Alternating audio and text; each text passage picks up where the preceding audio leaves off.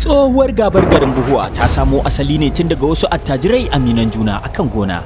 Shirin ya tara manya-manyan jarumai kamar irin su Nasiru Aliyu Duma wato Man Jafaru, Khadija Ibrahim uwar gidan mai gari, Shehu Muhammad Bello sarkin fada, Halima Umar amaryar mai gari, Idris Dahiru wato Malam Hamisu, Habiba Muhammad amaryar Malam Jafaru. Gaba da shi har abada hayatan.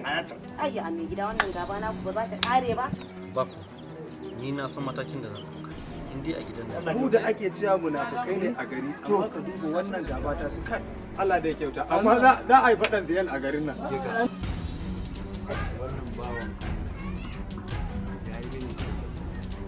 Wanda da ga yanzu da ka fara kaunarta an sai ran kwa. Garin Buhuwa Allah ya albarkace shi da masarauta mai adalci. Burin masarautar daidaita tsakanin waɗanda suka samu sabani. Malam Liman duk da kasancewarsa matashin malami ne, ya samo tarbiyya daga mahaifinsa limamin garin mai rasuwa. Hakan ce ta sa aka ba shi limancin garin.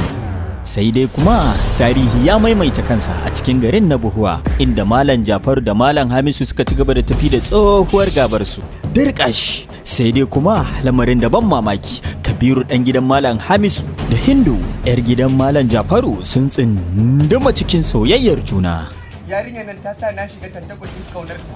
Akan ta ba abin da ba zan iya yi ba. Mai gida wannan gabar ta kare tunda har ya ga yarinyar nan yace Wani gaba ne kare? Inda iyayensu suke so su daƙile farin cikin 'ya'yansu saboda tsohuwar gabar da take tsakani. Amma koya abin zai kasance, kada a bar ku a baya wajen ɗaukan darasi da faɗakarwar da ke cikin wannan shiri.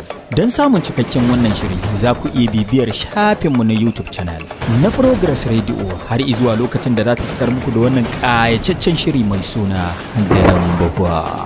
Rubuta labari da tsarawa Yazid Aliyu, ɗaukar hoto Nazifi Ibrahim, ba da umarni Abdullahi Salisu Umar. Garin Buhuwa yana nan.